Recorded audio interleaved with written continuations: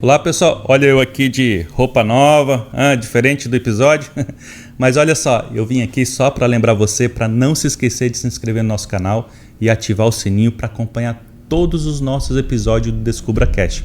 E além disso eu tenho um recado super especial para você.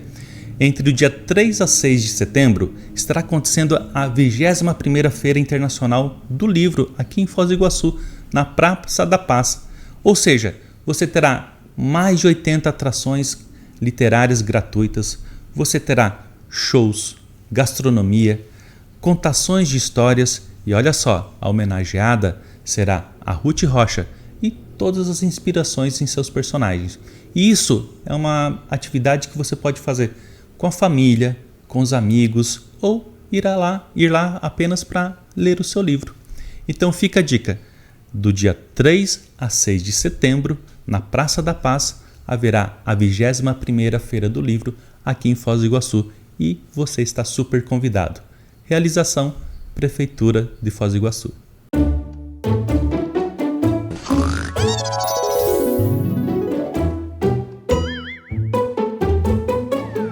Acorda, temos que nos preparar para a Feira Internacional do Livro. Olha só, a Praça da Paz vai virar um livro gigante e quem escreve essa história é você. Vai ter muita coisa boa. Autores renomados, espetáculos, música, atividade infantil e muito mais. A próxima aventura começa aqui. Siga nossas redes sociais e acompanhe a programação. O turismo pode trazer prosperidade para uma cidade, mas só se o crescimento for planejado.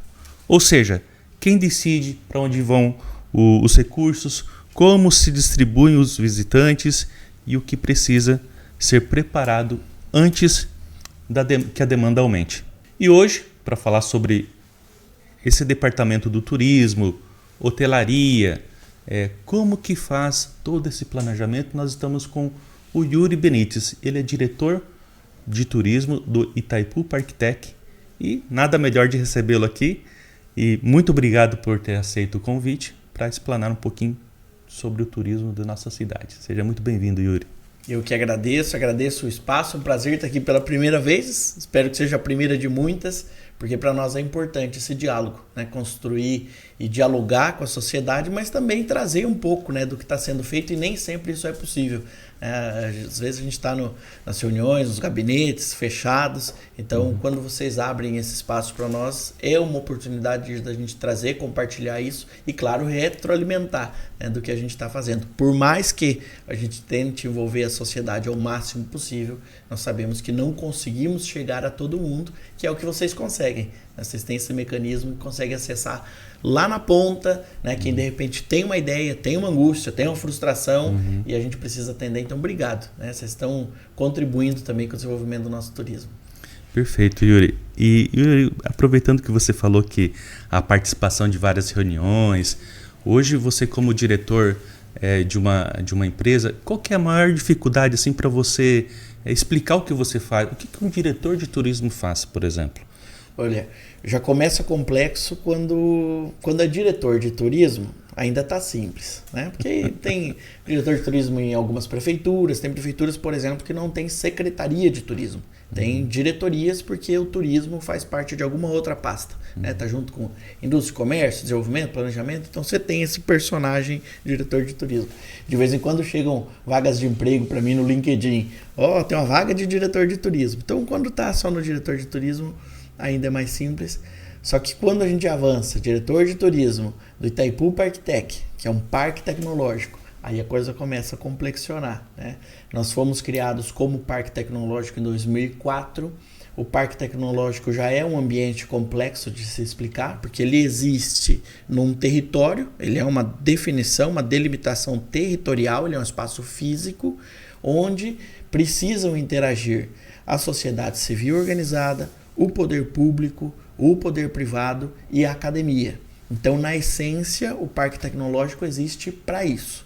Tem diversos parques tecnológicos pelo Brasil que atendem a diversos setores, né? A gente tem da petroquímica, a gente tem focado em energia, a gente tem focado no agro. Então, hoje tem diversos. Eles nasceram muito como um movimento da tecnologia em si, né? Com os processos de informatização.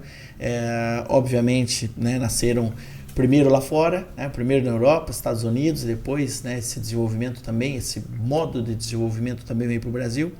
E quando o nosso parque tecnológico é construído, obviamente, né, olharam para os setores que aqui estavam. Então, a energia, por conta de Itaipu, e o turismo, né, porque nós sempre fomos um fenômeno turístico por conta das cataratas. Então, ser diretor de turismo no parque tecnológico me exige, né, trabalhar nessas conexões e olhar para isso. E aí fica mais complexo ainda quando a gente fala, né, que esse turismo também acontece dentro de Itaipu Binacional, que é uma usina hidrelétrica. Então, uma usina hidrelétrica, aí eu tenho que explicar, que é uma usina hidrelétrica, que isso também é um atrativo que as pessoas querem conhecer, querem visitar, né, desde o tempo, né, nós somos da cidade, sabemos do impacto de Itaipu na vida da cidade. Então, desde a construção, né, as pessoas tinham curiosidade de saber como era essa usina. Então, o turismo já começou a acontecer nessa época, né? As universidades vinham para cá, os colégios, enfim, excursões para ver a obra, né? Depois da obra concluída, para ver o que era essa usina, como, né, era esse processo de geração de energia da maior usina do mundo, né? Então, dessa complexidade. Então, hoje, nós fazemos toda a operação do complexo turístico de Itaipu, toda a visitação, né, numa remodelagem, né? Então hoje sim é cobrado um ingresso do turista, né? O morador tem gratuidade na visitação dos atrativos. A gente precisou organizar isso enquanto atrativos, e organizar também exige esse olhar de profissionalização. Então, como que a dinâmica do turismo acontece? Finais de semana, né, no horário do almoço, né? Então são a questão dos idiomas, né, um transporte preparado para isso. Então a gente fez toda essa profissionalização e essa operação do turismo, né, e aí a gente é reconhecido, esse mês inclusive recebemos pela 8ª vez seguida o prêmio do Travel's Choice, que é um prêmio do TripAdvisor, né, que quem reconhece, né, a qualidade do atendimento. E isso é dado pelo turista, que é a nossa autoridade máxima, né? Então não sou eu que avalio, né? Não é nem nenhum par meu que avalia, nenhum colaborador que avalia, é o turista. Então para nós é um motivo de honra. Estruturamos isso, e com essa estruturação, por essa relação com o parque tecnológico, essa temática estar no parque tecnológico, a gente amplia essa visão e cria a diretoria, né, na gestão do NUVR, para poder olhar, né, para cidade como um todo e para o estado como um todo, né, olhando a ampliação da atuação. Então hoje, né, resumindo, a minha atuação como diretor de turismo de um parque tecnológico, mais especificamente do Parque Tecnológico, né, Itaipu, do Itaipu Parque Tech, é fazer essa correlação entre público, privado, academia, né, as associações, as instituições, o terceiro setor, para que a gente possa ter um turismo mais desenvolvido. E o que dá base para isso é o serviço que a gente presta no complexo turístico e também na operação do mercado público barrageiro. Então você vê que essa é uma resposta um complexo. que eu nunca consigo responder de uma forma simples, porque é complexo e é importante explicar, né, nessa complexidade, até para que as pessoas também entendam como interagir. Então a gente brinca, né? O que cabe levar para o parque tecnológico? Qualquer coisa, né? Porque nosso mecanismo é a conexão, é fazer a interação entre atores. Então, qualquer ideia, qualquer proposta, qualquer coisa cabe no parque tecnológico, porque de alguma forma a gente faz a ponte. A conexão de ideias. Exatamente. Yuri, mas me diz uma coisa, aquele Yuri adolescente que participou da Guarda Mirim, Isso. da Trilha Jovem, ele tinha essa visão do futuro? Ele imaginava ter um cargo, talvez não como diretor, mas assim, o que ele almejava? E agora o Yuri, diretor. O que você tem a dizer sobre esse adolescente? Você sabe, e eu falo isso, as pessoas não acreditam. Eu sou muito tímido, as pessoas não acreditam, mas a gente vai, né, criando mecanismos.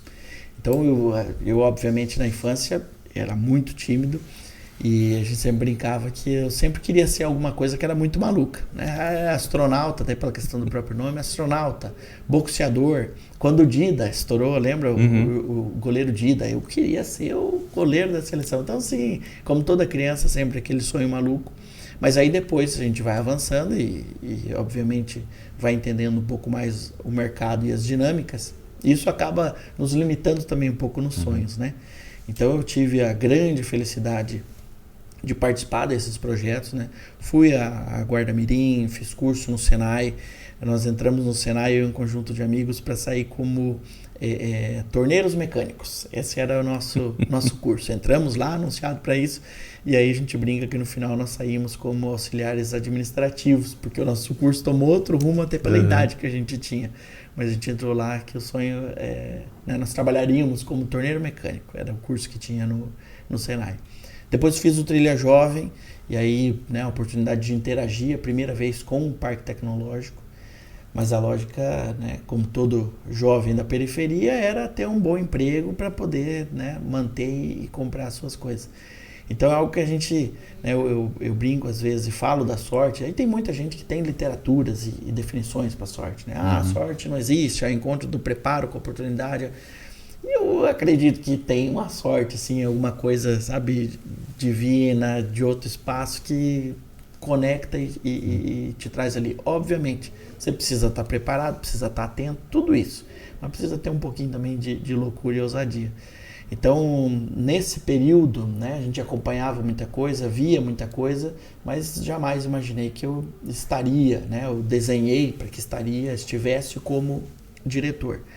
Mas ao longo da minha carreira fui preparado por diversos gestores para encarar qualquer desafio, né, para não entender um desafio como um limitador, mas sim como uma oportunidade. Então, à medida em que isso foi aparecendo, né, nunca tive muito...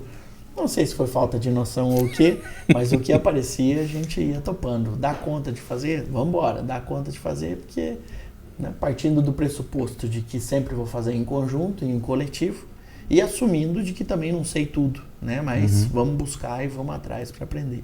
Então, hoje, se eu olhar o Yuri com 16 anos, né, ou mais cedo ainda, com 15 na Guarda Mirim, quando a gente ia para a Guarda, foi um período legal, principalmente para a construção de relacionamentos, né? E certamente eu não imaginaria isso. Hoje, quando a gente fala de relacionamento, até a gente estava conversando em off, você disse que uma professora levou alguns alunos lá no Itaipu Park Tech a apresentar um projeto. E acho que isso aí foi exatamente o que você propôs para essas crianças, né? O relacionamento, o network, começa desde essa idade, né? Sempre que eu tenho a oportunidade de falar, né? Principalmente com o pessoal do Trilha Jovem, por conta dessa história toda, né? Às vezes me convidam para conversar com a galera. Eu sempre falo disso, do tema da oportunidade. Porque nem sempre, né? Obviamente que a educação é um processo, né? Faz parte do processo de aprendizagem também, né? Os erros e acertos, eles fazem parte. Mas eu brinco que eu sempre quis atalhar um pouco a vida. Então, se você já sofreu com isso, você já está me dando o supra-sumo, eu analiso esse supra-sumo e vamos para cima, né? E isso também vale para o conhecimento, né? Às vezes as pessoas falam, pô, mas tem gente que brinca, né, de forma jocosa, pô, mas o Yuri é o tudólogo, né? Tudo ele sabe um pouco. Eu falei, um pouco, sim, né? Se for aprofundar muito, tem coisa que eu não sei.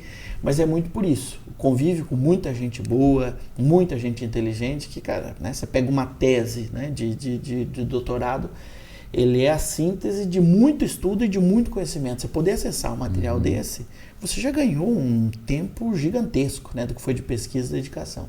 Então, eu sempre falo com a meninada, e tento trazer isso, da importância dos relacionamentos e das oportunidades, que é algo que nem sempre, dentro do processo tradicional de aprendizagem, a gente consegue confrontar e discutir. Então, ontem recebi um grupo de alunos do 7º ano, veio a proposta, eles queriam fazer um pedido, e conversei com a mãe deles, não, que eles venham aqui, então vamos fazer uma reunião para eles, né? Aí atendi eles, reunião, cumprimentando, tudo certo, as mães no canto, eles na mesa, foi super legal a experiência, e depois perguntei, falei, e aí, quantas reuniões vocês já participaram, né? Depois da pauta dada, perguntas, né? O que vocês querem e tal, e fomos estruturando. A primeira reunião nossa, e aí, que acharam? Não, foi legal. Eu falei, olha, eu vou contar uma coisa para vocês. A vida de vocês, a partir de agora, vai ser isso, é reunião e relacionamento. Então, para destacar para eles a importância disso, e entre eles, né? Porque também, a gente está num período de, né, estamos para aprender, mas também para brincar, para descobrir coisas. Mas o despertar desse olhar, né? Falei, olha, olhem entre vocês aí, né? Aqui a gente vai ter presidente de empresa, diretor, empresário, prefeito, governador. Falei, daí eles se olharam meio espantados, né? Tipo, como assim? O que esse cara tá falando? Eu falei, hoje vocês não sabem disso, mas vocês vão ser. E a relação que vocês estão construindo hoje, vocês vão lembrar e vão levar isso para a vida inteira. Isso é o network. Então, cuidem bem dos colegas de vocês, dos relacionamentos, porque isso é o que a gente leva por muito tempo. E trouxe esse meu exemplo, né?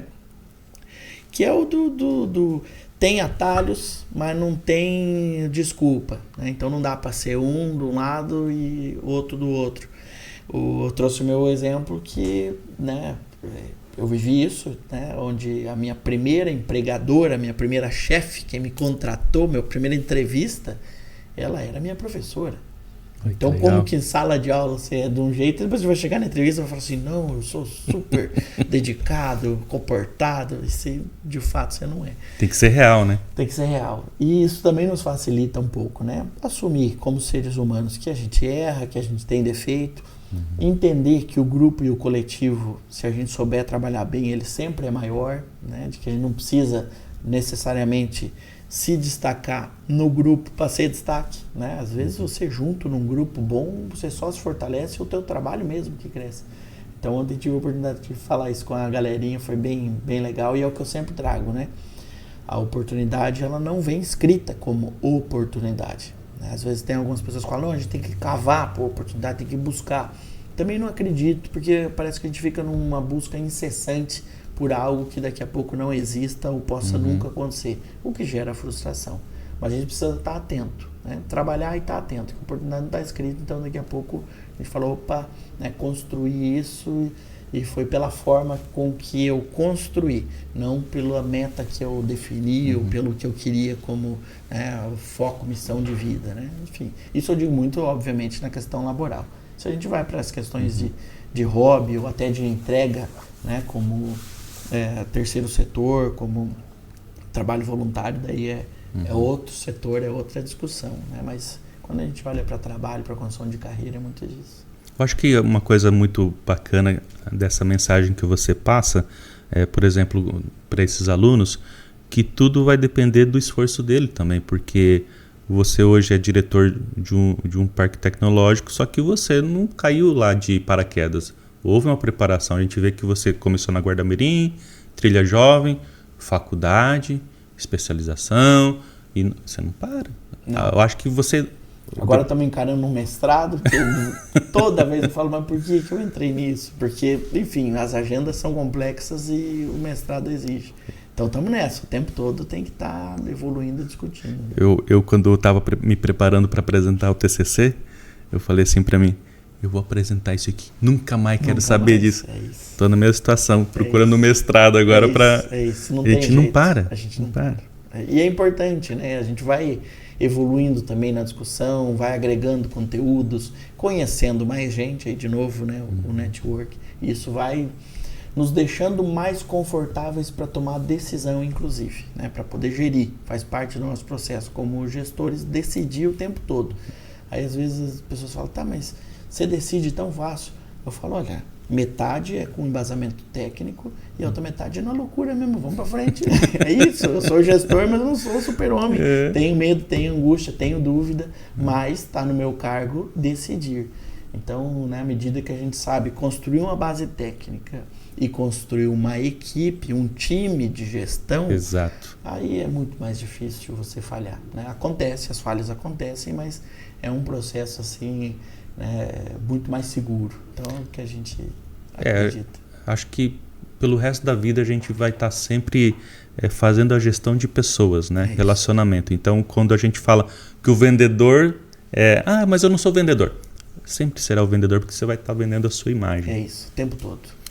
Yuri, eu tenho uma só para fechar essa, tem uma definição que eu gosto muito, que é do Jung, do Carl Jung.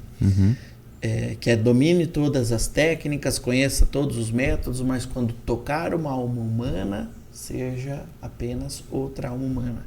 Exato. Então, né, a gente tem embasamento, mas ok, né, vamos ouvir de verdade, vamos prestar atenção de verdade. Então, gerir hoje, né, o processo de gestão passa muito por entender de gente, né, que cada gente, como ser integral, tem suas dúvidas, medos, inseguranças, desejos, anseios, e aí fica muito mais fácil a gente também discernir, né, o que é interesse muito privado e particular, individual mesmo, e o que faz parte de algo coletivo, né, ou no mínimo de grupo que a gente deva intervir e atuar. Então, para mim essa é uma definição que rege muito aí das decisões. Yuri, a gente está falando aqui sobre articulação, planejamento, comunicação e capacidade técnica. A partir do momento que você deixa de, como que eu posso dizer, administrar uma área específica e você passa a pensar como um turismo sistêmico, como que você faz isso? O primeiro desafio é soltar a operação. Então, né, a nossa gestão estava muito concentrada no complexo turístico. Ele tem uma finalidade bem definida, uma atuação bem definida, mas dentro disso tem desafios, oportunidades de crescimento, de inovação, enfim. Então, o primeiro desafio é esse, como soltar a operação, que é a construção de time. Então, a gente colocou um gestor lá com toda a capacidade técnica e com muitos valores, né, também já alinhados, e a forma de conduta alinhada. Então, esse é o primeiro desafio. Faz parte de nós, seres humanos, também estar no ambiente do conforto, né? Ali é um ambiente confortável, teoricamente dominado e com muito espaço ainda para construções que realmente conectam. É prazeroso você planejar algo e depois ver na operação o resultado. Isso traz um prazer. Eu brinco que isso é um poder, né? E a gente tem que alimentar as pessoas desse poder, delas verem, né, a capacidade de planejar e estar lá numa operação, mudando a vida das pessoas, né, ou mudando o impacto da experiência das pessoas. Então, esse foi o primeiro desafio. Depois, dentro dessa complexidade do que é o parque tecnológico, nós construímos essas outras frentes. Nós, de cara, herdamos uma frente que foi o mercado público barrageiro. Então, precisamos constituir um time, botar aquilo para rodar.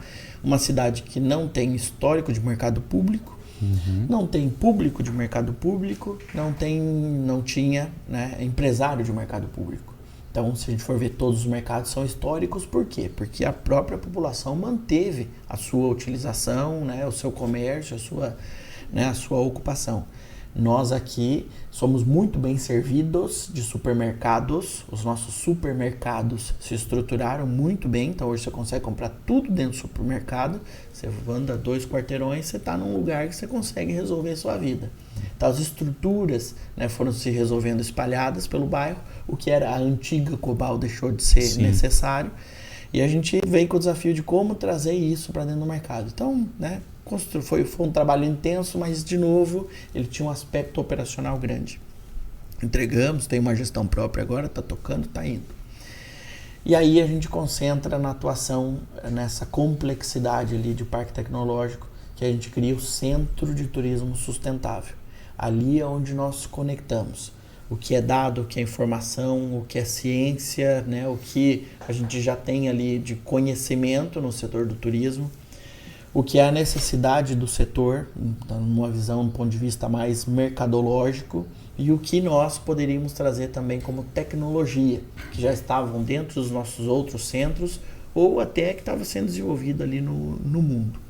Então, o desafio, né, dessa ampliação, ele passou por todas as fases, das individuais, de, né, deixar uma gestão acontecer, de entender que, né, a coisa precisa ser estruturada e fluir, que o operacional, né, deve acontecer e precisa acontecer, e está acontecendo muito bem. A implantação de um novo processo, que acaba passando por tudo isso de novo, ele tem também um aspecto operacional. E aí o desafio do pensar a inovação, pensar a integração e criar. E essa hoje é a minha grande atividade, né? Fazer o acompanhamento, obviamente, isso faz parte do processo, mas a criação, né, de novas soluções e o arranjo que possam conectar o que a gente já tem hoje de demanda na cidade, né, e de certa forma ações, mas olhar num plano maior, num plano macro. E aí isso exige, que daí é uma outra lição que a gente aprende de gestão, e isso exige que você tenha tempo. Tempo para estudar, tempo para planejar, tempo para, sabe, não estar afogado na operação e estar imaginando coisas novas e estar com energia para criar coisas também. Porque senão você está muito na operação, você fala assim, não vou me inventar essa moda não, porque eu já tenho que dar conta disso daqui. Então hoje, né, nesse centro aí, nessa distribuição de atividades, Hoje eu me concentro muito mais nisso, mas o desafio foi passar por todas essas fases, né? Eu acho que o mais bacana, Yuri, olha o que você trouxe pra gente aqui, COBAL, a antiga COBAL. Então, assim, além de ter como eu posso dizer, a qualificação profissional, tem que entender da cidade. Você é cria da cidade. Eu sou nascido aqui, filho de iguaçuense, né? Então, da Foz... do Porto. Do Porto Meira e da Foz do Paraná ali, do Iguaçu com o Paraná. Então, enfim, e é uma coisa do respeito à história. Então, nós temos muita gente que construiu essa cidade, nós somos resultado de muitos ciclos, nem todos eles ordenados e planejados. Na verdade, a maioria não ordenados e planejados. Então, é impossível, né, nós num recorte temporal, agora nós que estamos contemporâneos, imaginar que a gente vai resolver tudo, vai solucionar tudo, e até esse olhar de realmente o que é problema e o que não é, o que daqui a pouco é a nossa característica, é a nossa forma, a gente precisa, né, assumir e tocar. Vide isso, né, a própria questão da valorização do patrimônio histórico, né? Então, durante muito tempo, é sempre a inovação, os prédios novos, né, a nova rua, a nova avenida, os novos empreendimentos, mas a gente tem uma história também que precisa ser preservada e contada. A partir do momento que a gente traz um olhar, né, mais profissional do turismo, que entende e contempla que a valorização histórica também é um atrativo turístico, é um ativo turístico, que a gente também demonstra que isso valoriza, de certa forma, a comunidade, faz com que a comunidade seja mais pertencente ao setor, isso nos coloca num outro patamar. Então, né, tem coisa que a gente tem que inovar sim, mas tem coisa que a gente tem que olhar um pouco para o passado, retomar, reconhecer, requalificar para ser a nossa, mais um dos nossos ativos turísticos. Olá pessoal, olha eu aqui de roupa nova, diferente do episódio, mas olha só, eu vim aqui só para lembrar você para não se esquecer de se inscrever no nosso canal e ativar o sininho para acompanhar todos os nossos episódios do DescubraCast. E além disso, eu tenho um recado super especial para você. Entre o dia 3 a 6 de setembro estará acontecendo a 21ª Feira Internacional do Livro aqui em Foz do Iguaçu, na Praça da Paz.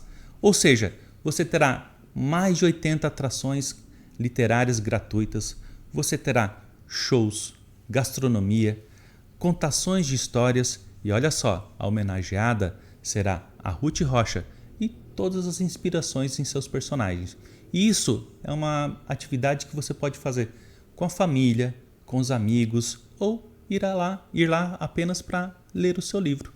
Então fica a dica, do dia 3 a 6 de setembro, na Praça da Paz, haverá a 21ª Feira do Livro aqui em Foz do Iguaçu e você está super convidado. Realização, Prefeitura de Foz do Iguaçu.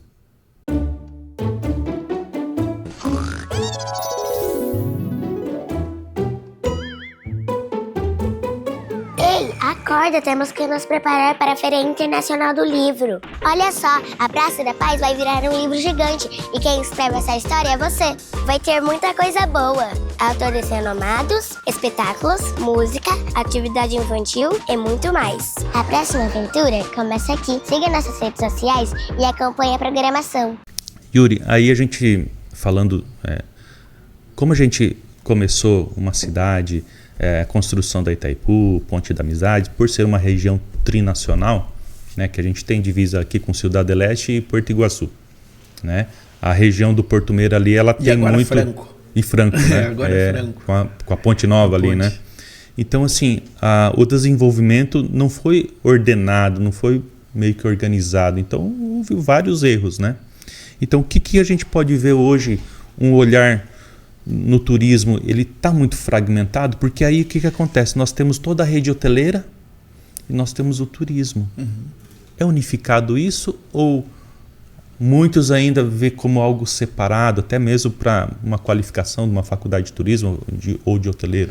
Tem uma segregação, alguma visão de segregação, né? Ela não é uma visão unânime e ela também talvez não é a visão da maioria, mas tem uma visão segregada e talvez tenha também um fundamento histórico para isso, né? Obviamente o que eu vou te falar agora é percepção, não é objeto de pesquisa, mas por diversas vezes, né, em algumas discussões, né, nós da hotelaria, vocês do turismo, talvez num entendimento da própria construção que precisou ser feita, né, na academia, onde a gente tinha um curso de hotelaria e nós tínhamos um curso de turismo, uma graduação. Então, qual é a referência? E que bom, né, que isso também é usado como referência porque deve assim ser. A academia é o pilar de onde se definem os conceitos e os métodos, né? Mas essa separação, ela foi muito para atender a uma questão de competências específicas, não no entendimento de que são segregados.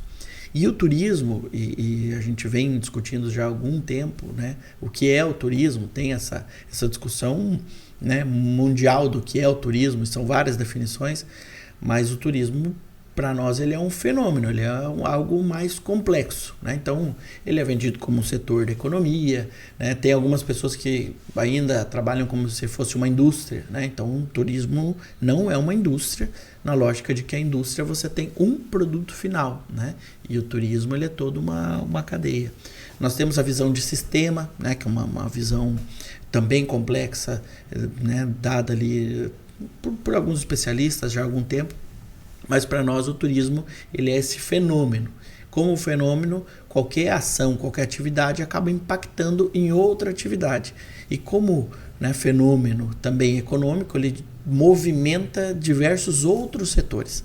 Então hoje, por exemplo, Foz do Iguaçu, quando nós tivemos a pandemia, a gente viu o impacto que foi, né?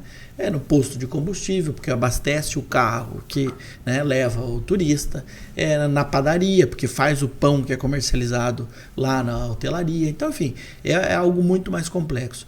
Eu estive presidente do Contur durante o período de concessão, na estruturação da concessão do Parque Nacional do Iguaçu. E por diversas vezes a discussão foi muito difícil de levar esse entendimento de como qualquer ação que fosse feita naquele contrato impactava na vida da cidade, na dinâmica da cidade como um todo. Uma coisa é você desenvolver algo do zero. Nós já temos o turismo consolidado e a atividade econômica, né, consolidada aqui, com seus diversos segmentos e setores. Então, um exemplo, né, a gente tinha uma discussão lá e nós batemos muito nisso, de que nós precisaríamos definir um teto do ingresso, né? E o menor possível, sempre, né? O ingresso o menor possível. Do ponto de vista da operação, e nós também entendemos disso, porque a gente faz uma operação turística lá em Itaipu, do ponto de vista da operação, quanto maior o ingresso e menor o número de pessoas, é melhor para eu operar. É menos gente, menos fricção, menos problemas, né, da operação. E quando a gente olha para uma coisa como as cataratas, que tem gente que cruza o mundo para visitar, você pode colocar um ingresso ali de R$2.000 tranquilamente, que tem gente para pagar isso. E aí você olha na proporção econômica, você fala, ok, tendo menos pessoas, coloca um ingresso de R$2.000. Fechou. Do ponto de vista da saúde financeira de quem fosse o concessionário, era perfeito. Só que existe uma cadeia, né? Exatamente. Quando a gente olha para o atendimento, quanto mais gente, ou melhor, né? Se a gente precisa manter o que temos hoje, para a gente manter o número de guias que estão atendendo, exato, o número de leitos de hotel que são ocupados, o número de transportes que são vendidos, seja por táxi, agora mais recente o fenômeno do Uber, enfim. Então é toda uma estrutura que se movimenta, né? E aí por consequência essas pessoas compram na cidade, né? O guia, o taxista, né? O transportista, ele consome na cidade, então ele compra uma roupa, ele vai na farmácia, então é toda uma estrutura que se movimenta ao entorno, nesse caso específico, que era a nossa discussão, de um atrativo, né, que é o Parque Nacional do Iguaçu, eram as cataratas.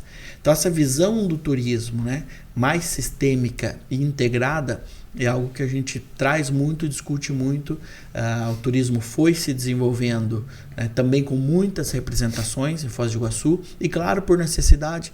Então, por determinado momento, a hotelaria precisava ser ouvida. Então, tem o próprio sindicato, precisava de capacitação, cria o IHGT, as comercializações, as vendas precisam acontecer, né, como destino, cria o Convention Bureau, que hoje é o Visit Iguaçu, os guias precisam ser ouvidos, cria a associação, o sindicato de guias, o sindicato não está atendendo, criam a Liga Independente de Guias. Então, enfim, Conforme a demanda, diversas instituições foram crescendo, muito bem estruturadas, com força, né? A gente tem sindicato de táxi, tem o sindicato das empresas de turismo, enfim, né? Não vou citar todas as instituições, porque realmente são várias. Foram se estruturando e muito bem estruturadas novamente. E nisso, cada uma com o seu interesse, a sua intenção e o seu foco, por diversas vezes acabam se conflitando. E aí é onde entra a necessidade de um planejamento integrado, uma discussão integrada, que é, né, quando é criada lá em 2007 a gestão integrada do turismo, num sentido de unir forças, conectar forças para que esse planejamento aí pudesse acontecer, né? Então, a gestão integrada hoje, ela tem essa missão, né? Tem o Contur ainda, que também não citei, né? Comentei que fui presidente do Contur. Tem o próprio Contur, que também é um conselho de 60 anos, né? Extremamente ativo, onde estão as instituições de turismo.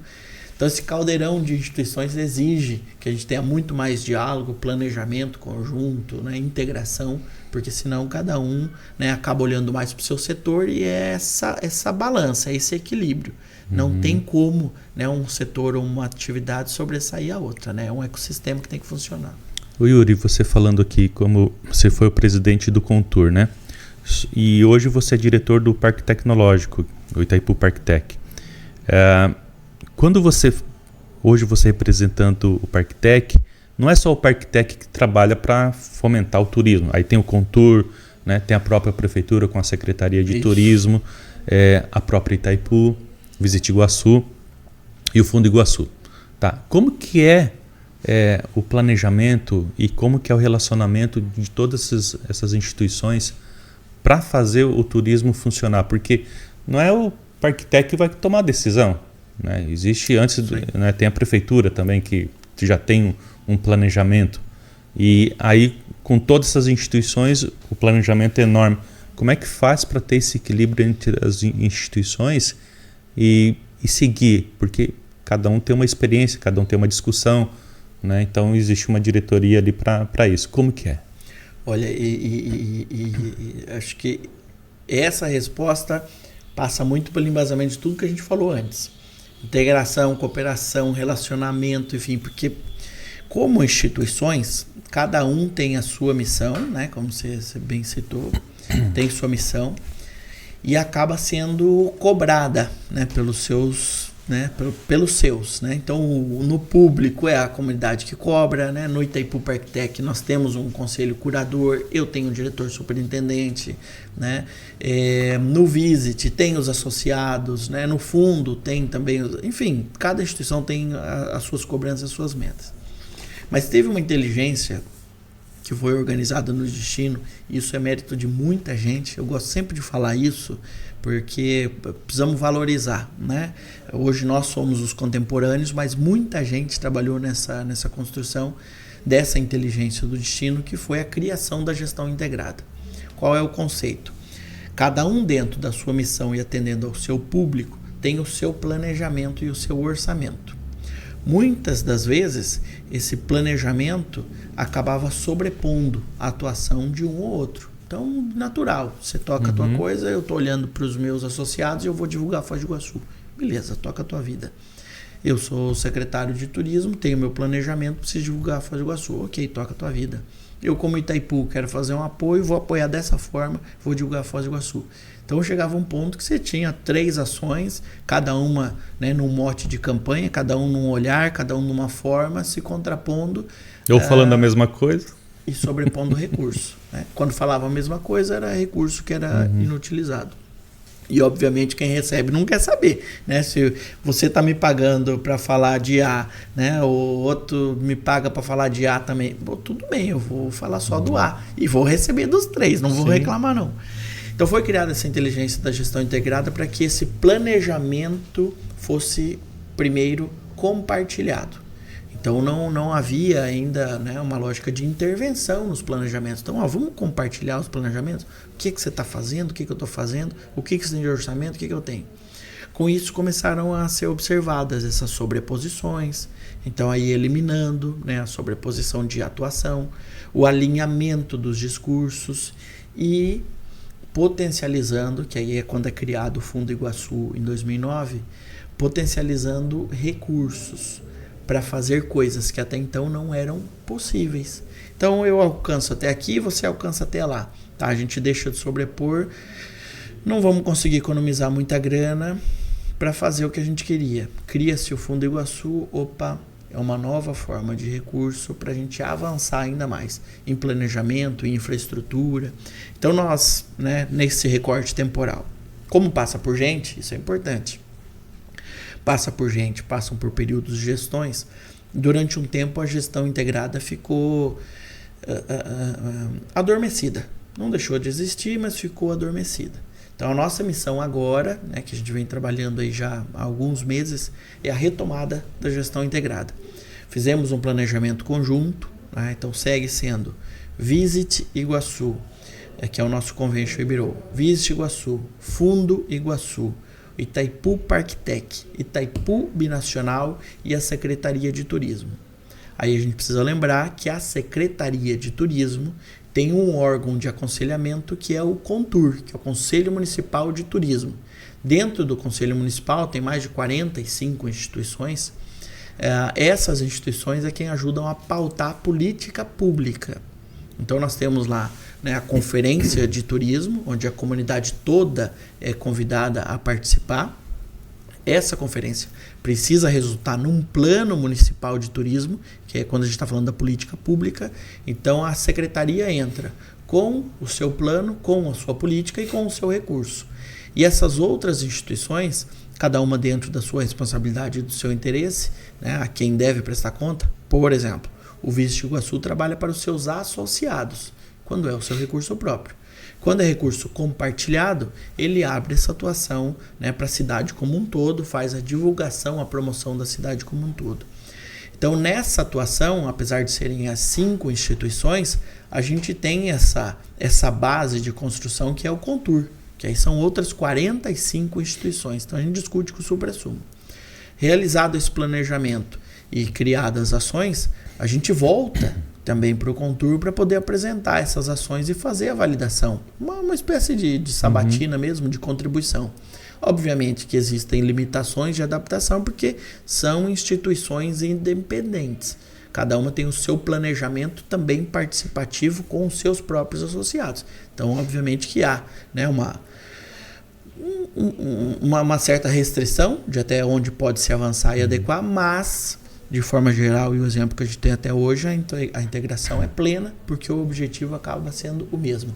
Divulgar, né, fazer a promoção do destino, atrair eventos para o destino, né, para movimentar, atrair turistas, melhorar a infraestrutura da cidade, as políticas públicas da cidade e fazer o processo de formação e capacitação de, né, trabalhadores para o setor. Então, de certa forma, a gente raramente tem discrepância.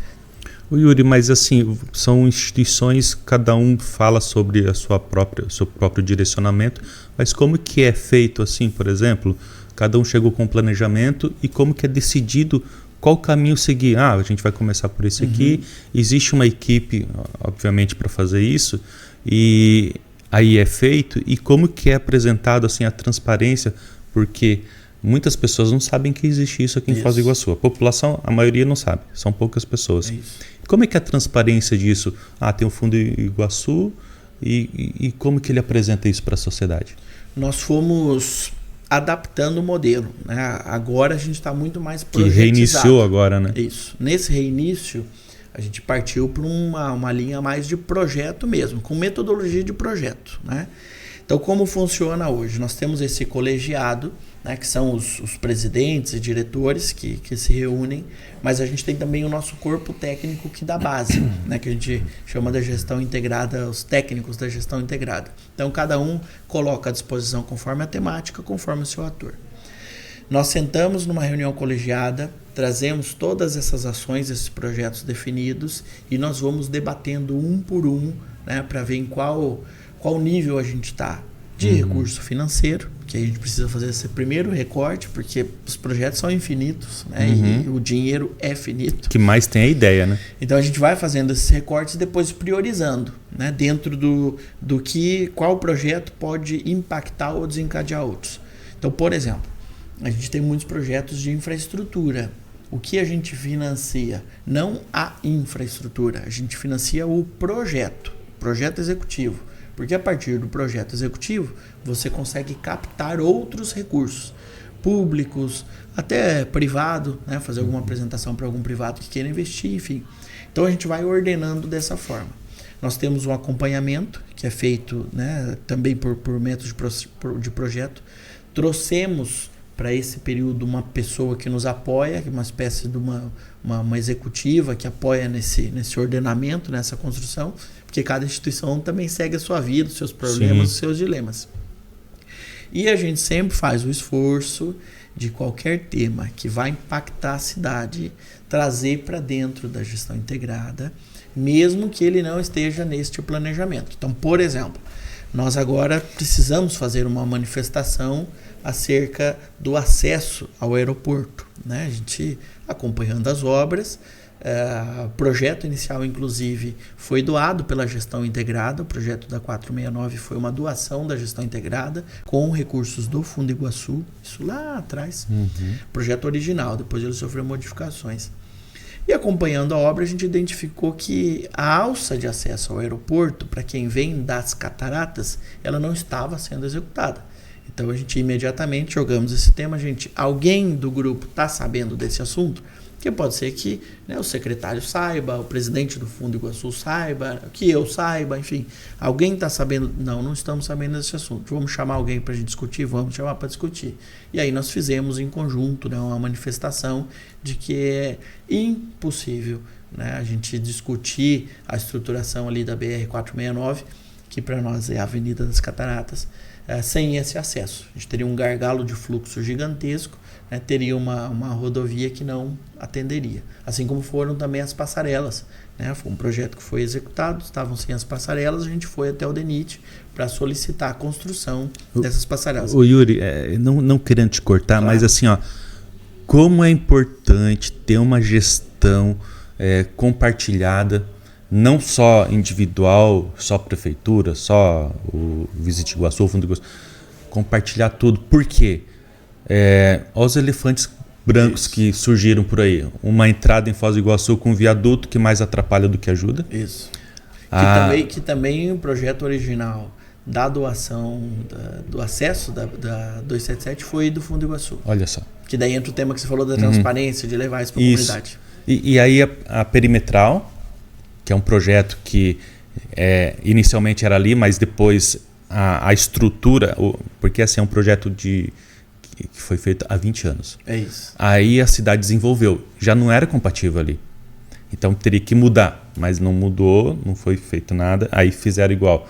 E aí a gente está começando a ver um monte de problema. Já nasceu com via simples. Exato. E agora a 469, como é importante, porque aquela região ali, a Vila Carima, nós trouxemos o presidente ali do Jardim Cataratas, onde o cara não consegue acesso para passar para ir para um posto de saúde, o cara tem que pular a mureta. Os trabalhadores ali da rede hoteleira, olha o sacrifício, o que eles têm que fazer para conseguir ir para o trabalho. Então, como é importante isso que vocês estão fazendo, de começar a identificar e cobrar ter acesso. É isso. E uma visão assim de desenvolvimento de cidade. Que é isso. Eu estive como presidente do Contur, estive como vice-presidente do Fundo Iguaçu, estou hoje como vice-presidente do Convention, mas os cargos são todos transitórios. Então hoje eu estou, amanhã eu não estou.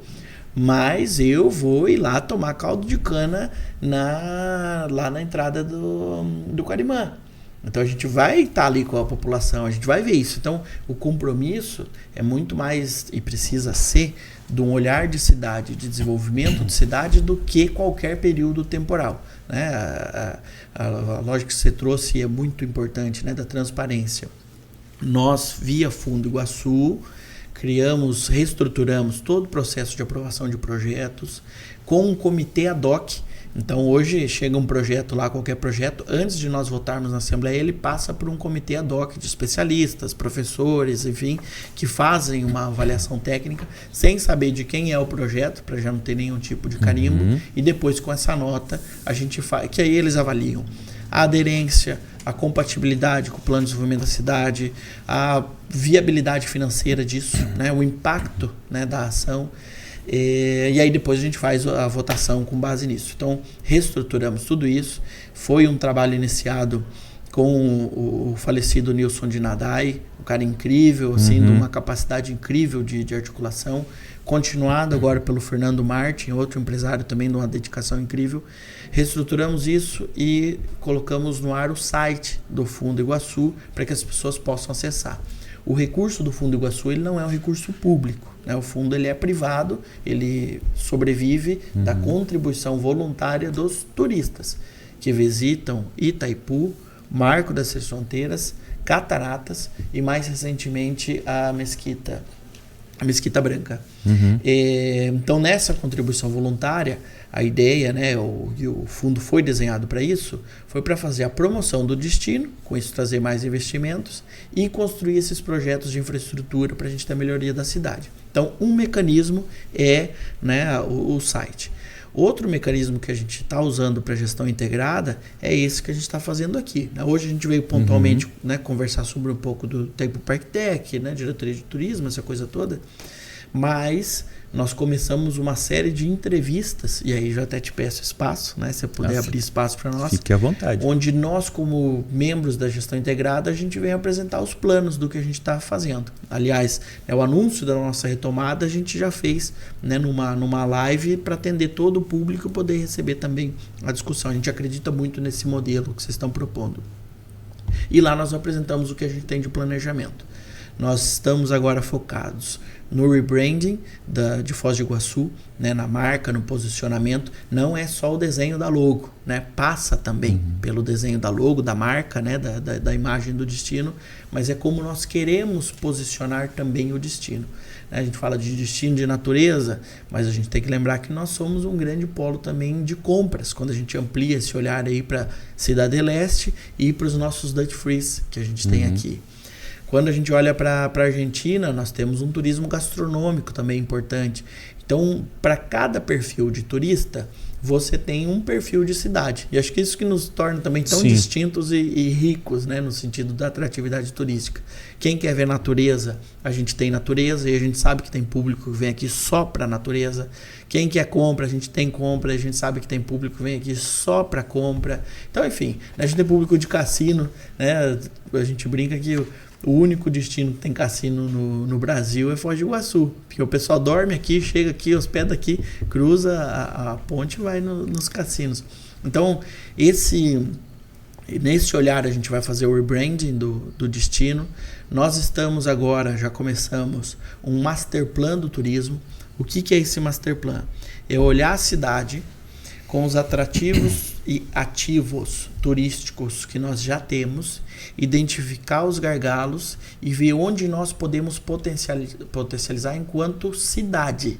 Então, por exemplo, né, a gente estava conversando agora há pouco ali do Morumbi. No Morumbi tem espaços que exigem qualificação e com qualificação para atender a comunidade, ele pode despertar também interesse de algum perfil de turista, de visitante. Isso é o que acontece por conta da lógica de desenvolvimento, obviamente, mas é o que acontece nas grandes capitais. Você viaja, você sempre conhece uma praça, conhece um jardim botânico, conhece um museu, conhece um espaço que ele é da comunidade, é um prédio histórico, é um espaço da comunidade, você acaba visitando, né? Quem vai a São Paulo visita o Ibirapuera. O Ibirapuera é um parque, né, criado para a comunidade, para a estrutura ali da comunidade.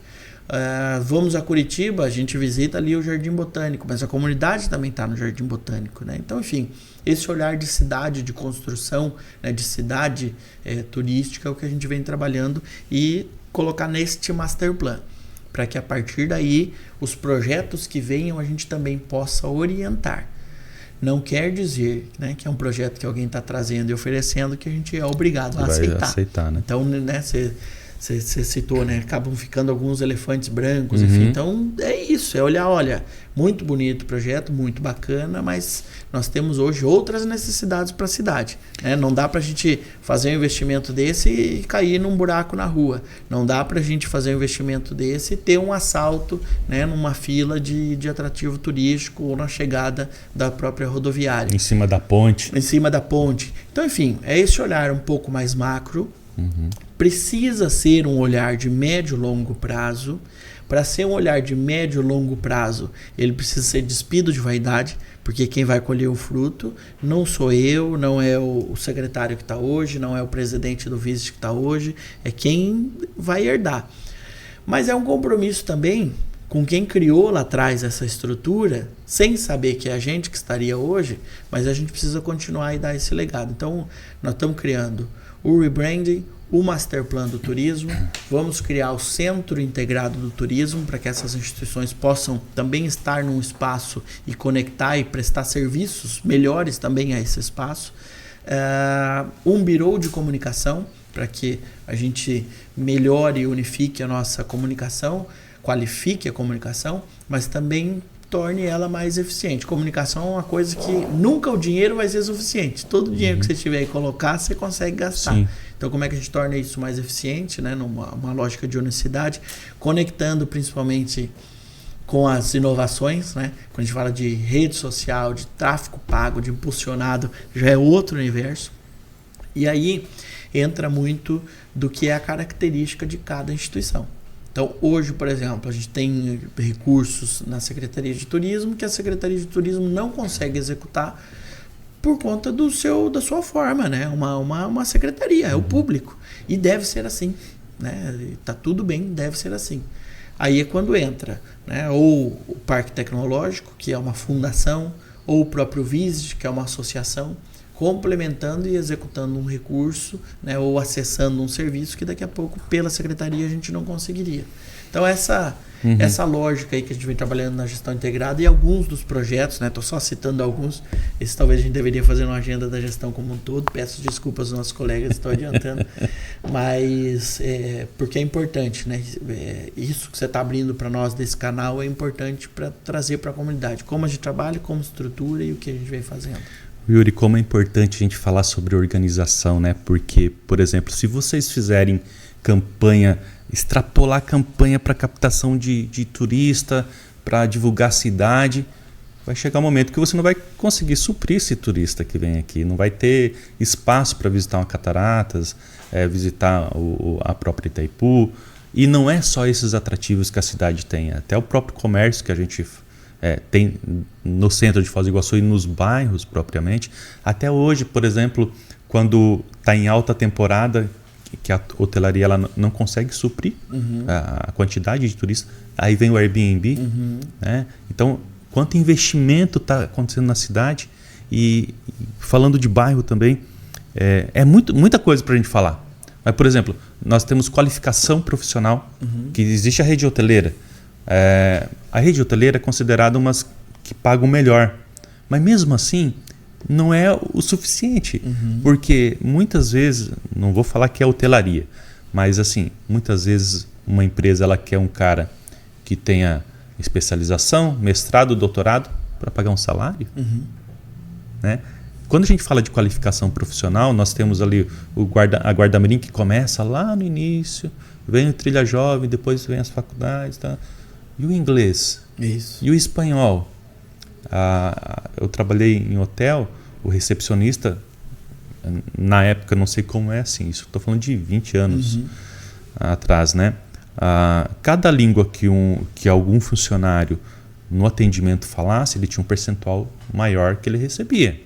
Se eu falar 5 línguas, eu ganhava X valor a mais. Então, isso é uma coisa bem bacana. Eu não sei como é hoje na rede hoteleira, na rede de turismo, mas a pessoa sempre vai trabalhar pensando em ganhar mais. Claro, é isso. Né? E, se a pessoa, e aí se não tem qualificação? Mas aí tem a qualificação. Como que fica esse salário para o pessoal? E falando, por exemplo, a gente citou o Morumbi ali, que até quero mandar um abraço pro Dr. Maurício, que ele é o presidente da Associação do Morumbi. São 60 mil habitantes. E um dos projetos que ele quer ter, que ele tá estudando lá, tem uma área que tem 6 nascentes. Uma área verde ali. Então, não sei se é o termo correto, a palavra correta do nome, é um parque ambiental, porque talvez não seja um tamanho proporcional para isso. É um parque linear. Parque linear. Então, são 6 nascentes. Ali tem uma área para que a população e o próprio turista possa conhecer. Porque imagina, o cara chega aqui, vai nas cataratas, vai na Itaipu, toma café no Paraguai, almoça no Brasil e janta em Porto Iguaçu. Meio que já é direcionado. Só que para o cara ficar, ao invés de 2, 3 dias, ficar 7 dias. Temos estrutura para isso? E você sabe que esse é um grande dilema, né, atual. Você viu que eu falei um monte de coisa aí para... E é de modo geral no turismo. Né, porque o perfil mudou, a relação com o trabalho mudou. Então a gente também, como empregador, precisa olhar para isso. O salário inicial, e durante um tempo também tinha um entendimento assim, quem trabalha no turismo são as carreiras iniciais, é para o cara começar a vida e depois ele vai para outro lugar. Não, quando a gente olha no sentido da qualidade, e é o que cada vez mais se busca, da experiência turística, exige muita capacitação, muita profissionalização. Para você fazer isso, você tem que investir muito dinheiro e muito tempo. Sim. E para você manter esse profissional, você precisa remunerá-lo. Essa é a lógica básica, né? Até para que ele não pare de investir nele mesmo.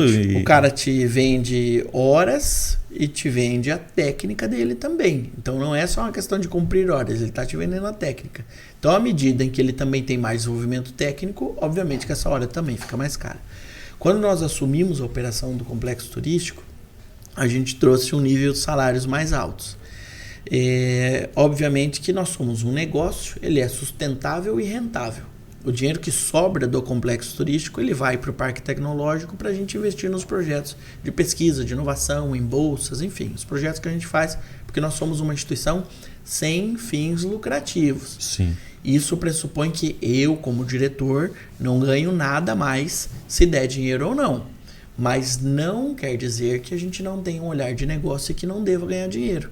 Então, tá lá, complexo turístico hoje é rentável. E a realidade nossa é que nós temos colaboradores de 15 anos de empresa, mas a exigência de remuneração e de condições de trabalho, ela foi mudando ao longo desse tempo. Nós fomos implantando diversas questões. Agora vamos implantar a escala 4x2, porque a rotina de trabalho do turismo, ela é exigente, não para ela nunca. É maçante. Né? Nós não fechamos nunca. A gente trabalha no Natal, no Ano Novo, qualquer feriado, nós estamos operando em Itaipu. Então, quando a gente vai olhando para essas alternativas, é para você poder dar qualidade, né, de trabalho e de vida para esse trabalhador e fazer essa compensação também. Implantamos um sistema lá de audioguia, né, para que os nossos monitores pudessem ser gente e falar como gente em intervalos menores. Porque antes o cara tinha que ficar repetindo um texto, era a mesma coisa de ter um robô, mudava de idioma, quando estava falando informação, né, já estava no outro ponto e o cara virava uma máquina. Então, máquina no que é máquina, gente no que é gente. Né? A gente tem lá o monitor barrageiro, que é são os senhores que a gente trouxe de novo para trabalhar conosco, que trabalharam na construção da usina. Eles, claro, que têm uma escala diferenciada, né? Até pela questão da idade, mas eles trabalham conosco contando os causos da obra. Eles não têm um pitch, eles não têm um texto, eles contam da vida deles. E os turistas se encantam. É o ápice da visita quando se encontra um cara que construiu aquela obra naquele tempo e ele te contextualiza. E vê que não é nada decorado, né? Então, assim, por que eu estou trazendo esse exemplo nosso? E a gente investe muito também em capacitação, formação, cursos, enfim. Por que eu estou trazendo esse exemplo? Hoje é impensável a gente conseguir trazer trabalhadores para o turismo sem uma revisão e uma rediscussão do nosso modelo de remuneração. E são diversas empresas que já estão fazendo isso que a gente, né, fez. São várias. Tem muitas empresas que estão com gente há muito tempo. Agências de turismo, alguns hotéis, enfim, que já entenderam. Mas a gente precisa quebrar essa máxima da própria lógica de trabalho. Hoje, quando o cara chega para pedir emprego para nós, a pergunta primeiro é: qual é a carga horária? Não é mais qual é o salário. Qual é a carga horária? Olha que bacana. Quantas folgas tem? Então é outra relação, é outra dinâmica. E aí tem esforços, né? Eu tive com o presidente do Sindicato de Hotéis esses dias atrás, ele me trouxe os esforços que estão fazendo, sabe? Desde feirão, para explicar melhor, né, quais são as vagas de empregos e oportunidades, até as capacitações. O sindicato criou, inclusive, um instituto para poder fazer a formação de maneira gratuita, né? Então você não precisa pagar para se formar. Eles vão lá, eles auxiliam. Então, enfim, são diversas iniciativas. Mas hoje, tem até uma colega que está estudando isso no mestrado dela, na dissertação dela, o impacto da remuneração, né, nessa vacância aí de mão de obra para o turismo. Porque é o que você disse, vem mais turistas, precisa mais serviço, precisa mais gente. E a nossa visão de turismo é que o turismo não necessariamente o turismo é um fenômeno de desenvolvimento. O turismo não necessariamente traz efeitos positivos. Se ele for desordenado, mal estruturado, é o contrário. Então hoje, né, por exemplo, a gente tem os fenômenos já acontecendo no mundo de overtourism. A gente não chegou nisso, a gente tem filas, a gente tem gargalos. A gente não chegou no over, a gente não tem isso, Foz do Iguaçu. Mas tem muita fila. Em período de feriado, muita fila. Em alguns finais de semana são gargalos, né? Sim. Agora, quando a gente olha Barcelona, né? Barcelona teve um movimento gigantesco, onde a população não quis mais turismo, não quer mais turista, porque ela acabou também sendo afastada. No Brasil, até então, a gente não tinha esse fenômeno. Começaram agora algumas manifestações no Rio de Janeiro. O que acontece? Em Copacabana, hoje você já não consegue mais, né, comprar uma casa em Copacabana, comprar um apartamento. Muitas das pessoas já estão migrando para o Airbnb. E o fenômeno que começou a acontecer, que até então não estava, é que lá existia o preço do gringo, era assim que eles denominavam lá. Tinha o preço do gringo, e é o que a gente vem, né, pesquisando das reclamações que a população vem fazendo, alguns influenciadores já começaram a entrar nisso. Tinha o preço do gringo e o preço do carioca. A reclamação que agora está começando é que já não tem mais o preço do carioca. Tudo é preço de gringo. Com isso, você começa a afastar a população, dificultando o comércio, o consumo, a locomoção. Então, você já não consegue mais ir de um lugar para o outro para fazer uma atividade simples, né? Para ir ao mercado, está superlotado. Então, você começa a dificultar e inviabilizar quem tem uma história de vida naquele espaço. Então, o turismo não necessariamente é um fenômeno de desenvolvimento. Ele pode ser desordenado e pode afastar, inclusive, a comunidade.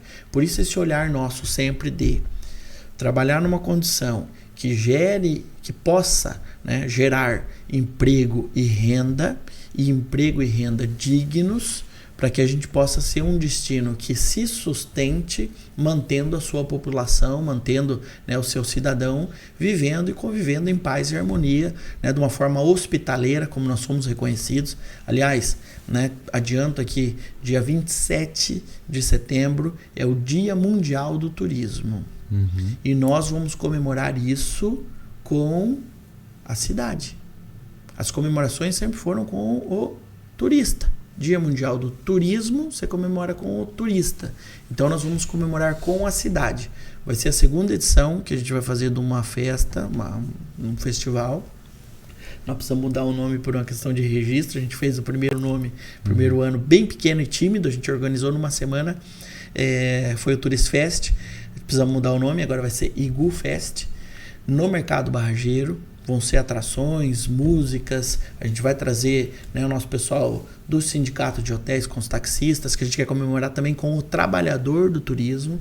E aí vai ser um domingo todo, por coincidência da data vai cair num domingo. Um domingo todo onde a gente vai comemorar, né, nós do turismo, a gente vai oferecer essa festa, vai patrocinar, é um evento gratuito. Nós do turismo, né, iguaçuense, Itaipu Parktec, Itaipu Binacional, Visit Iguaçu, o Fundo Iguaçu, as empresas do turismo, Urbia, Cataratas, os hotéis, Rafaim, a Upstar, enfim, não vou ficar citando todas, mas enfim, né, o trade turístico vai dar para a cidade essa festa porque a gente quer comemorar com a cidade, porque nós somos uma cidade hospitaleira.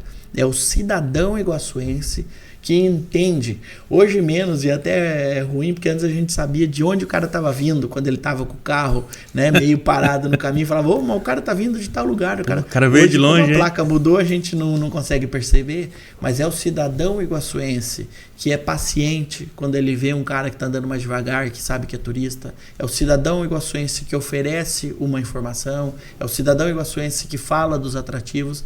Então, esse olhar, sabe, de relação econômica do turismo, né, do trade turístico, da economia do turismo com a cidade, né? E essa relação ela se dá por diversas formas, mas uma que precisa ser avançada e entendida é a relação do trabalho.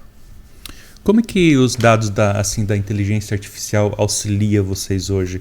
E antes de entrar nesse assunto, existe algum projeto para que vocês possam levar para os moradores e vai ter a comemoração agora que vocês já estão fazendo para os moradores também, né?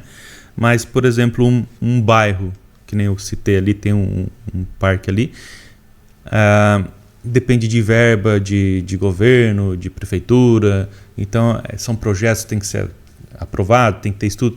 Vocês trabalham em algo nesse sentido também ou não?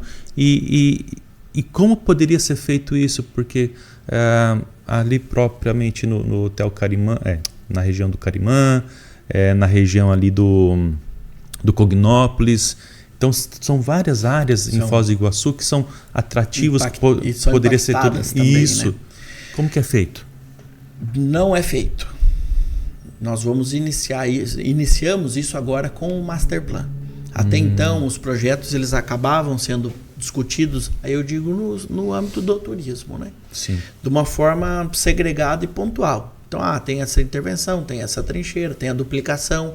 Por mais que seja uma rodovia, né, que conecta e extensa, ela foi planejada pontual, né? A rodovia das Cataratas. Né? Então, a gente sempre teve essa segregação. Durante um tempo, chegou a ser planejado um projeto de integração, mas ele era muito maior, envolvia a cidade como um todo, que era o Beira-Foz. Depois teve um outro projeto de intervenção menor, que daí já era na Beira-Foz existente. E é um projeto difícil de então sempre discutido. foram pontuais. Com o Master Plan, que a gente começou agora, a ideia é olhar para a cidade como um todo, trazendo o que já tem de iniciativa de intervenção pontual, e nós começarmos a propor intervenções também pela cidade como um todo, e olhando a cidade como um todo, mas possibilitando essas conexões. Obviamente que a gente não vai conseguir implantar tudo, não vamos viabilizar tudo. Mas aí a gente não cai naquele problema de fazer um empreendimento aqui que ele não viabiliza porque não tem uma conexão viária. Ou ainda, colocar uma conexão viária e dividir um bairro ao meio que já tem um fluxo pré-definido. Então, nesse trabalho, a gente fez uma conexão via CIF e Codefoz, eles levaram uma demanda também para Itaipu de alguns pontos de integração viária. É fundamental que a gente faça uma discussão viária, né, da malha viária de Foz. Fizemos reunião com a Secretaria de Planejamento, né, Itaipu Parktec, Secretaria de Planejamento, e a gente está introduzindo isso também neste Master Plan. Que aí a gente desafoga, né, os principais gargalos da cidade e às vezes são pequenas pontes, a duela, duplicação de via, a criação de binários, que com isso você traz maior fluidez, né, para o trânsito da cidade e possibilita essas conexões. Porque daí o olhar muda, né? Já não é mais difícil fazer uma conexão das Cataratas até no Morumbi.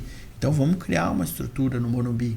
Esse olhar de novo, né, de que o lazer, o espaço de lazer também pode servir ao turismo. Hoje, por exemplo, nós temos o Gramadão, que é o espaço de lazer da nossa comunidade. Mas tem turistas que vão visitar o Gramadão. Então ele foi pensado e planejado para a comunidade. E vai chegar um momento que ele não vai ter estrutura também para isso, Exatamente. Né? Então assim, como que a gente vai criando outros espaços para que a gente tenha os nossos espaços de lazer, de ocupação, como que a comunidade também ocupa os espaços de turismo, os atrativos turísticos, sabe? O nosso cidadão, ele tem que conseguir. Hoje, por exemplo, no Marco dessas Fronteiras, a visita é gratuita. Ela é uma concessão do município. Mas nem todo mundo vai, porque não tem o senso de pertencimento, que é o que nós precisamos trabalhar. A gente criou agora, só um parênteses, Criamos agora um projeto que chama Sementes do Amanhã.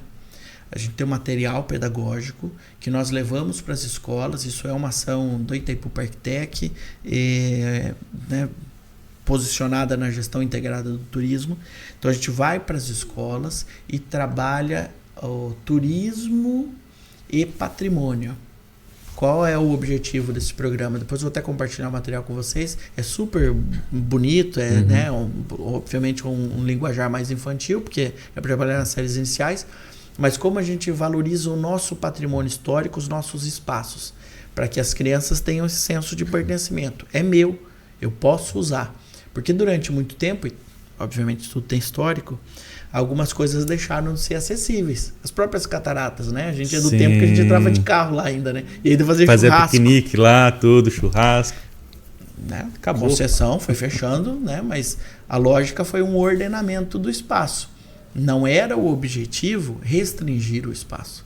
Então hoje tem um trabalho gigantesco, o próprio Parque Nacional faz, que é o Abrace o Parque. Estão investindo recursos nisso, que é para trazer a comunidade de novo.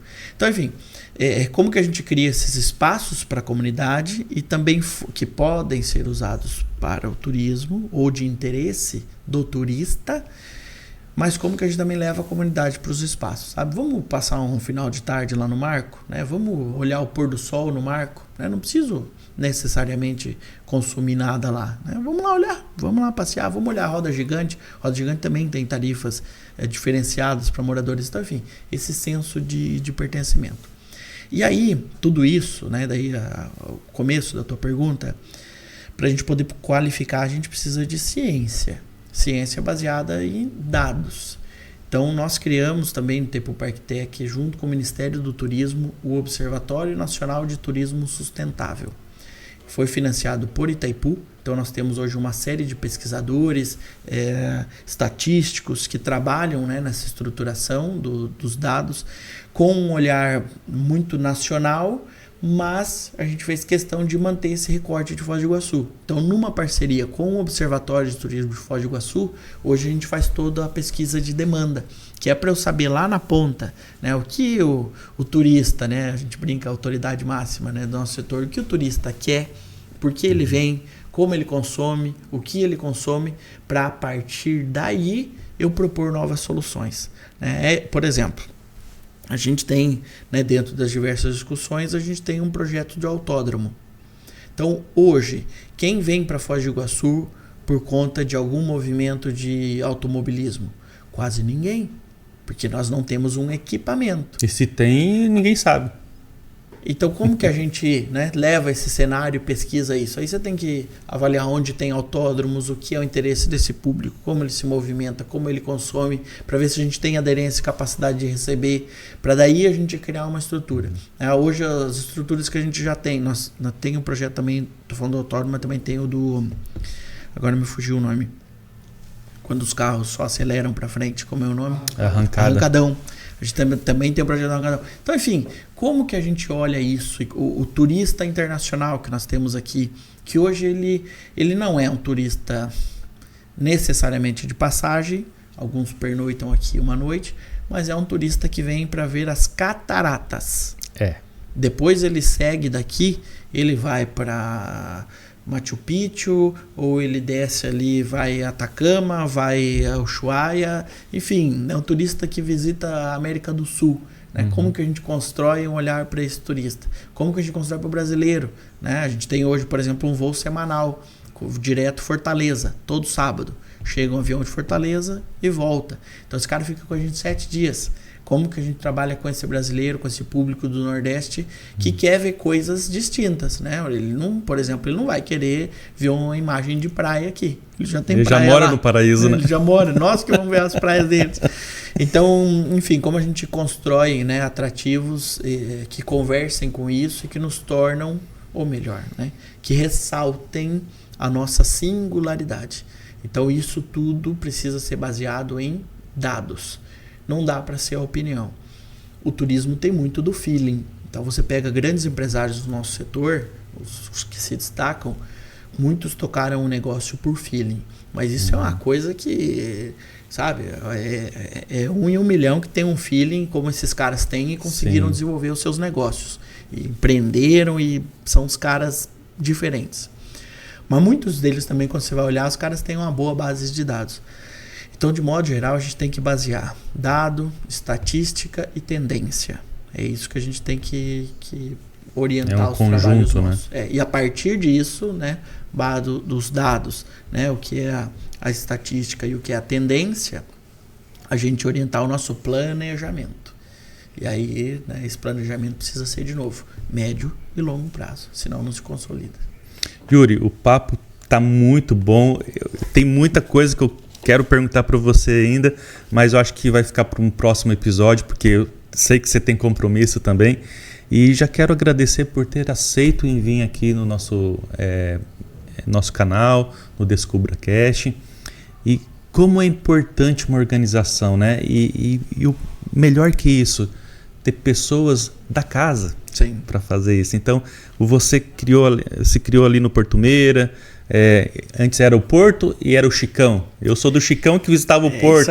E a gente tinha que cuidar para falar de onde era para não chegar a levar uma surra. E o Porto Meira a gente foi expandindo, porque o Porto Meira, como não era um bairro, né, ele não tinha definição geográfica, né? Então a gente também foi aumentando. Então, né, na época não existia o Tropical, mas vem lá, né? Tropical, Jardim das Flores, Ouro Verde. A gente foi aumentando. A gente foi pegando Vila Shalom. Agora o Porto Meira. Morenitas ali também, vai expandindo para lá. Então eu brinco, eu falo, daqui a pouco nós estamos pensando aí. Vocês estão querendo dominar o mundo, né? Nós vamos separar. Nós vamos pegar do Boici para cá, nós vamos pegar lá e vamos mandar construir Itaipu lá para baixo. Que daí a gente tem ponte, a gente tem roda gigante. 2 pontes vocês têm, né? Tem 2. Vamos levando para lá. Mas é uma brincadeira, mas assim, é isso, né? Da gente valorizar e respeitar a história. Quem veio antes, né? Porque a turma que construiu o Porto Meira. É o legado, né? E aí, quando você conversa com os empresários lá, teve muita gente que foi prejudicada pela construção da ponte. Sim. Então você vai olhar para isso e vai falar assim, não, gente, vocês vão reclamar agora, vocês não querem que tenha ponte. É o desenvolvimento. Não, a gente quer que tenha ponte, mas esse olhar de como eu tiro a economia de um setor, né? Porque o Porto Meira era o porto que conectava a gente com a Argentina, mas como que eu faço um movimento, que daí volta lá no início da nossa conversa, né? Do que é o turismo como um fenômeno complexo. Como que eu construo uma ponte, que obviamente me traz celeridade, me traz desenvolvimento, é maravilhoso. Como que eu construo essa ponte, mas como que eu olho também para essa comunidade que vai ficar, de certa forma, desassistida. O meu avô foi o marinheiro, ele trabalhava lá no porto mesmo, né? Meu tio também trabalhava lá, pilotava balsa. E o porto é porque tinha o porto ali. Era por lá que passava tudo, farinha, azeite, né? Era lá que era a conexão. Então, assim, como que a gente olha para o desenvolvimento de uma forma integrada? Qual é o impacto deste desenvolvimento na vida das pessoas? O impacto, de novo, ele não é só positivo. A gente precisa olhar de uma forma integrada, porque aí você consegue... Não vou dizer que você resolve, mas minimiza, né? Ou pelo menos melhorar, né? Fazeia, né? A um médio e longo prazo que você vá, né, resolvendo esse tipo de coisa. É o que eu comento. Por diversas vezes, e durante a pandemia isso intensificou, algumas pessoas nos procuraram, até porque nós somos um parque tecnológico. Nós temos que mudar a economia da cidade. A economia da cidade não pode estar no turismo. Ok, mas qual é a visão, então, para longo prazo?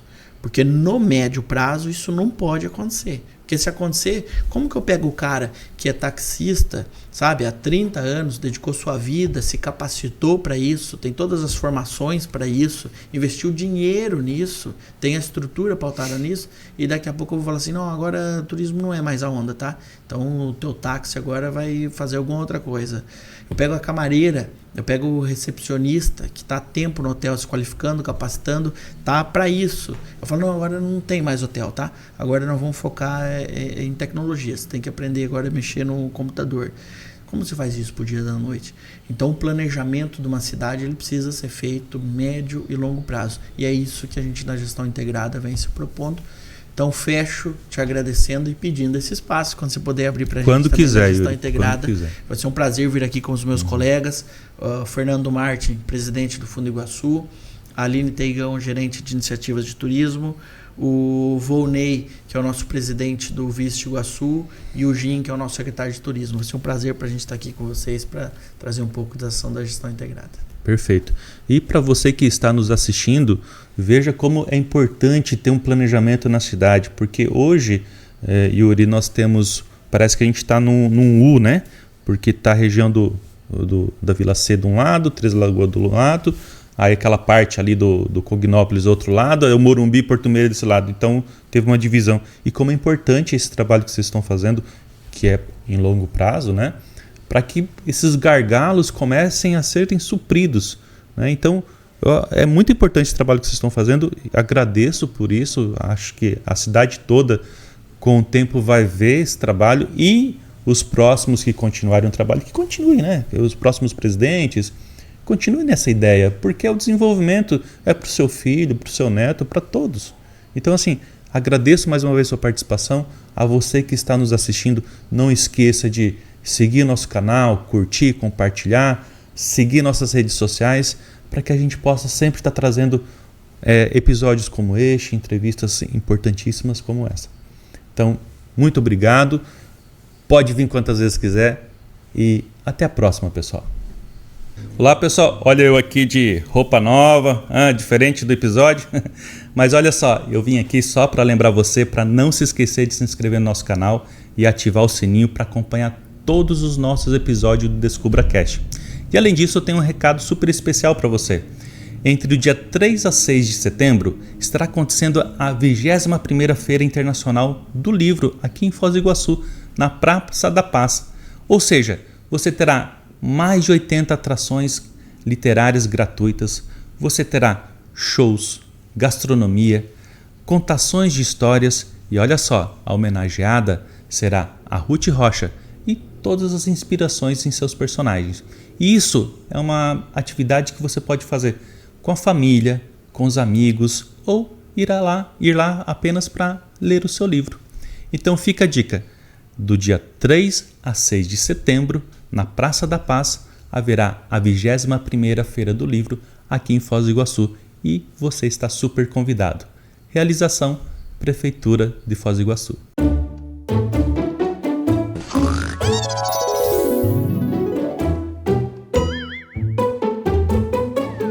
Acorda, temos que nos preparar para a Feira Internacional do Livro. Olha só, a Praça da Paz vai virar um livro gigante e quem escreve essa história é você.